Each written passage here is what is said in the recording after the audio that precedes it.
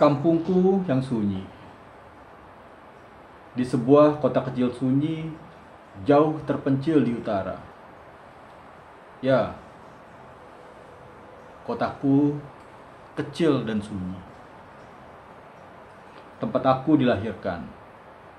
Dan kian bisa kubayangkan kesunyian ini bila ku terima surat kawanku dari kampung.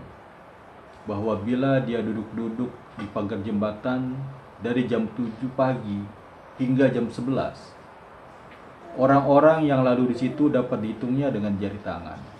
Dan surat begitu membuat aku terkenang kampungku. Kampungku yang sedemikian lama sudah kutinggalkan. Ketika itu aku masih kecil, masih kanak-kanak. Bila sore hari dan malam baik, kami selalu duduk-duduk dan bermain-main di jembatan kampungku. Gertak menurut istilah di sana. Oh ya, sepanjang kampungku membujur sebuah jembatan dari timur ke barat yang bersambung pula dengan kampung-kampung yang lain. Sebuah lorong kecil selebar 2 meter dari utara, dari sebuah jalan yang agak lebar yang melingkari kotaku, membelah dua kampungku hingga pertengahan jembatan yang disambut pula oleh stasiun penyeberangan. Baru sekarang saja aku menemani stasiun, di mana orang-orang sekitar kampungku, kampung-kampung di timur dan di barat hingga kampung-kampung di utara mendapatkan sampan tambang untuk pergi ke seberang, ke pasar yang persis terletak di hadapan kampungku. Sampan yang menyeberangkan dari dan stasiun itu sampan yang tertentu. Sampan itu sudah membayar pajak pada pemerintah. Jadi sampan-sampan lain yang tak membayar pajak tak bisa singgah atau bertambat ke situ.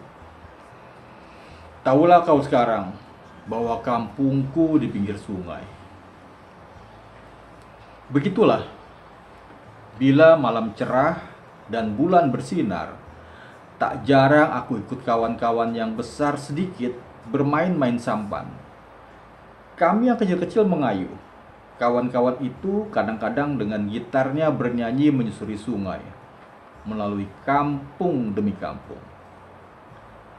Lalu kembalilah lagi. Itulah benar nampaknya bulan yang bermain-main di air, yang kadang-kadang di muka, kadang-kadang di belakang, menurut arah sampan. Lalu sebentar-sebentar bulan itu pecah, dan warna kuning berserakan berpencar di bawah gelombang-gelombang kecil yang tersentuh sesuatu yang tiba-tiba di air, dan kemudian bersatu lagi dan bermain-main di air yang mengalun lembut. Tapi kami mengayuh dengan hati-hati sekali, dan di pinggir sungai, di tempat-tempat mandi yang dibuat dari pohon-pohon kayu yang disusun lalu diberi berlantai dengan baiknya, atau di muka-muka lanting, yakni rumah di atas air yang mengapit jembatan dengan rumah-rumah di daratan yang berderet-deret di sepanjang sungai itu.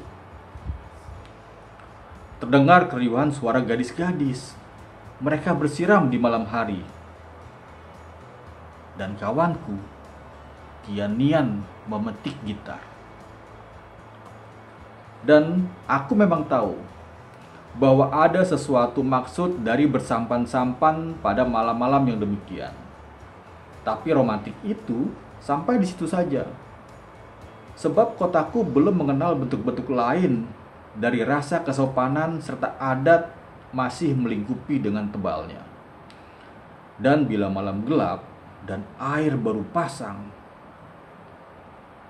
pernah aku ikut mencari udang di tempat-tempat mandi atau di tepi-tepi lanting pada bagian pohon.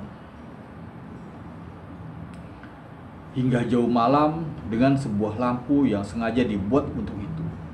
Bila ada udang yang dari jauh telah nampak matanya yang merah, lalu diserampang, dan udang itu tak bisa bergerak,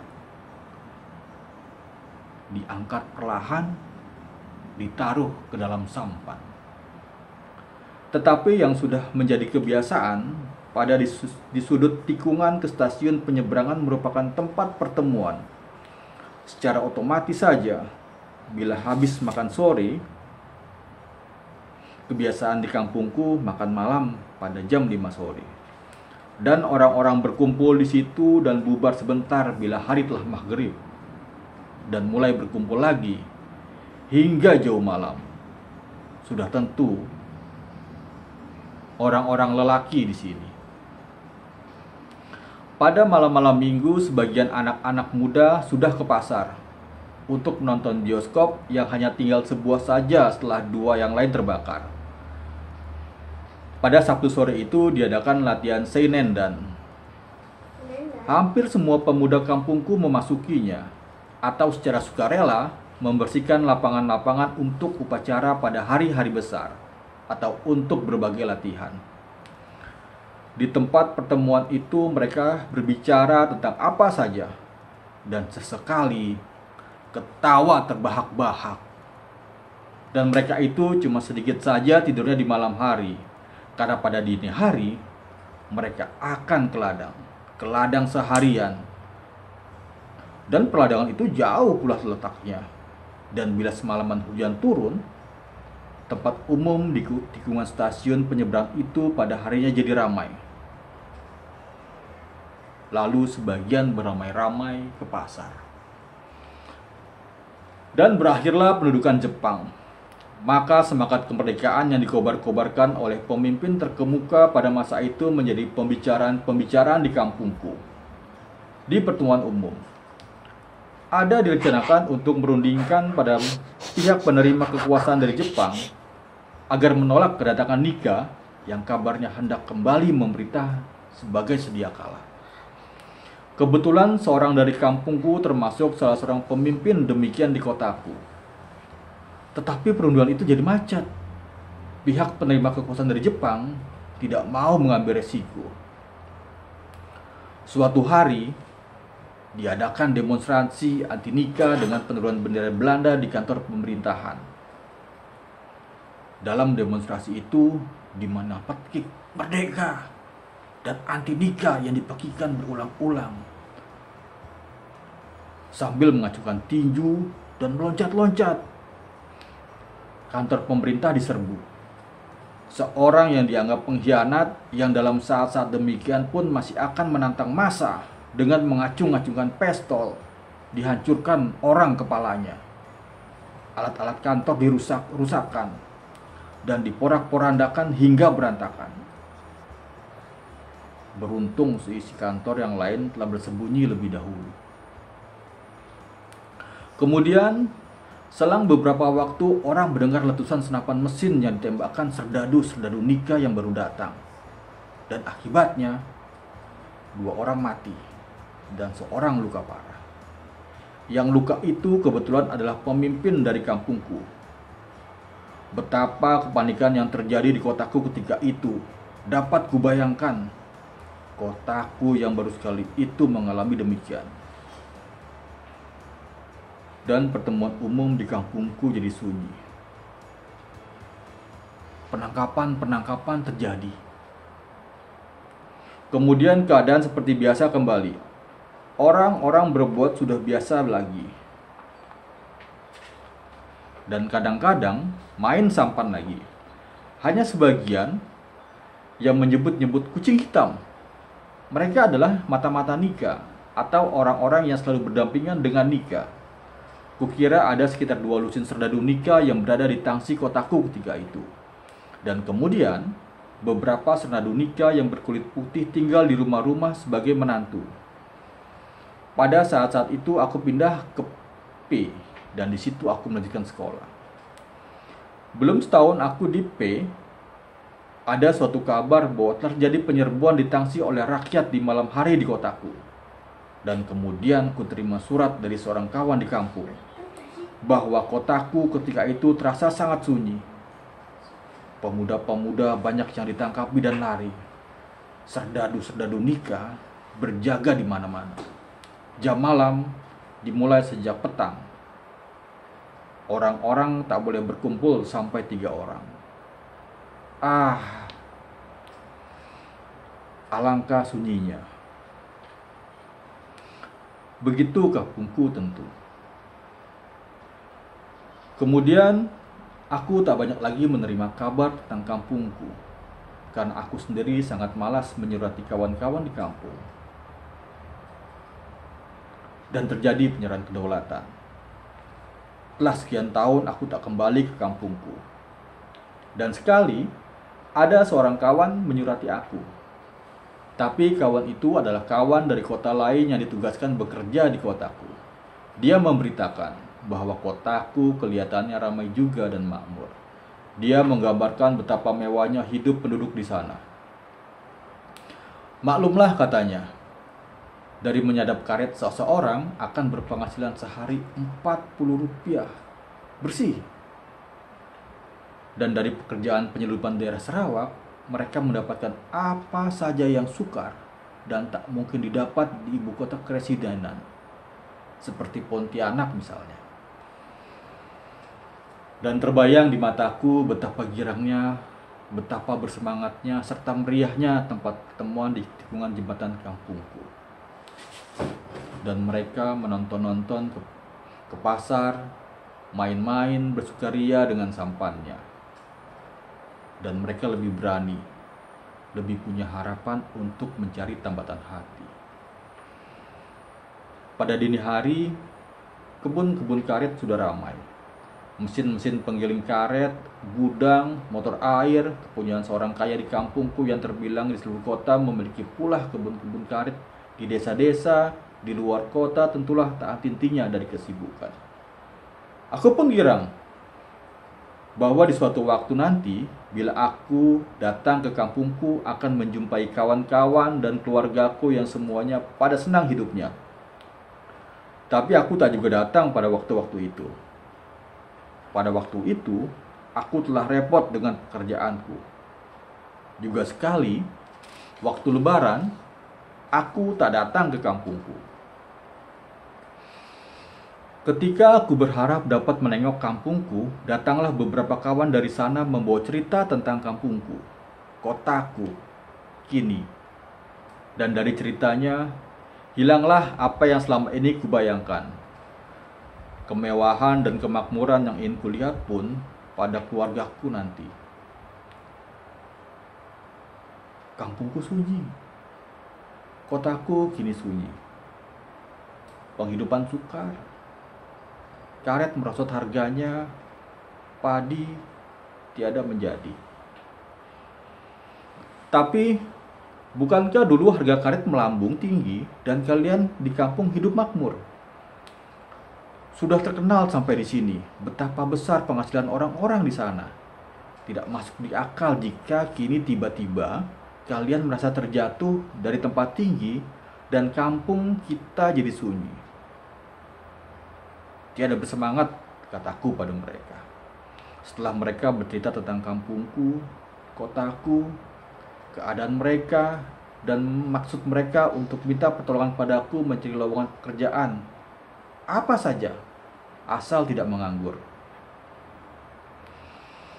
Dalam bercerita itu, kelihatan air muka mereka membayangkan adanya suatu kekecewaan dan penyesalan. Bahwa sudah beberapa kali terjadi. Ya, sudah beberapa kali. Setelah hidup mewah, mendadak penuh kesukaran. Bukanlah mustahil jika terjadi bahwa kemewahan itu menjerat leher akhirnya. Misalnya, karena pinjaman-pinjaman atau panjar-panjar. Tapi kali ini bagi kawan-kawan yang datang itu sudah dianggap sampai pada puncaknya. Karena ketololan dan ketakaburan mereka sendiri. Bila harga karet melambung tinggi, mereka sama menyerbu lapangan itu dengan melupakan ladang mereka. Beras toh dapat mereka beli dengan harga berapa saja. Dan mereka menghamburkan uangnya untuk pelesiran, memborong barang-barang yang tidak ada gunanya sama sekali. Mereka lupa bahwa harga karet bisa jatuh tiba-tiba.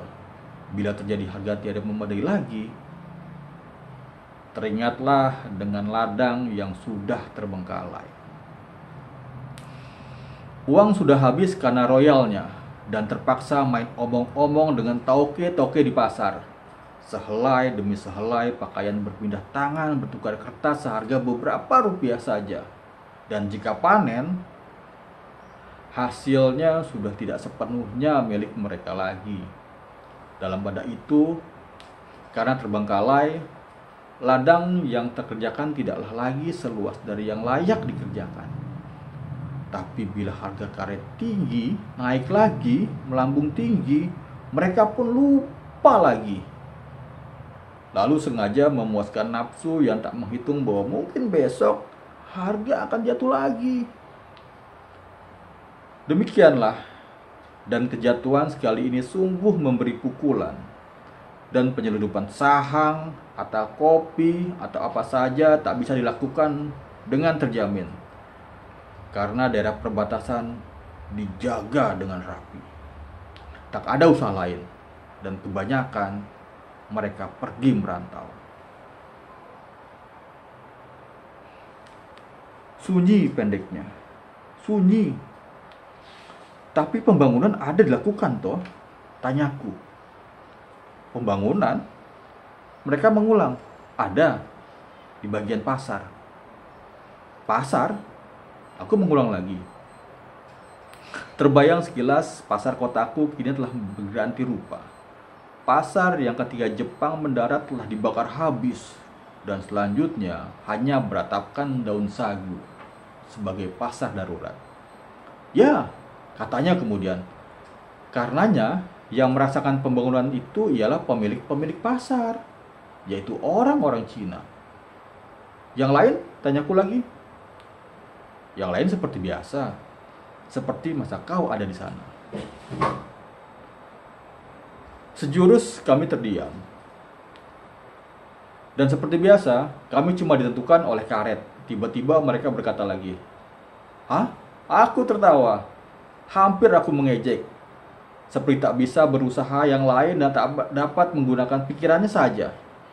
Toh, dari karet itu mereka pernah mengalami masa gemilang. Dan kegemilangan itu akhirnya karam dan suram. Mereka tak bisa melihat hari depannya. Tapi aku insaf dan diam saja. Barangkali mereka, kawan-kawanku ini, tak berhak menerima kesalahan itu. Sekolah? Tanyaku lebih jauh. Dulu ada didirikan SMP partikelir, tapi kemudian mati karena tak beruang. Murid-muridnya tak beruang. Kasihan. Dan banyak murid-muridnya jadi peladang, mengayuh sampan tambang atau pergi merantau mencari kerja. Yang agak mampu lantas menyekolahkan anaknya kemari. Tinggallah orang-orang tua lagi, dan kami yang tinggal. Kami, anak-anak muda ini sungguh merasa sepi. Dan hidup dari karet berakhirlah begini. Telah membawa kesepian lagi, dan membosankan juga bagi kami. Lama aku tak bertanya sesudah itu. Mereka juga diam.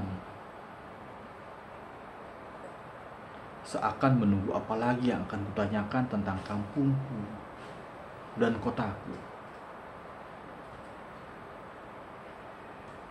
Tapi aku terus diam. Tergambar kesunyian kotaku.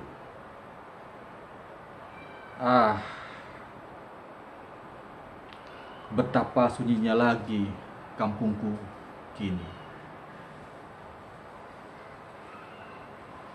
Kampungku yang sunyi, Yusak Ananda.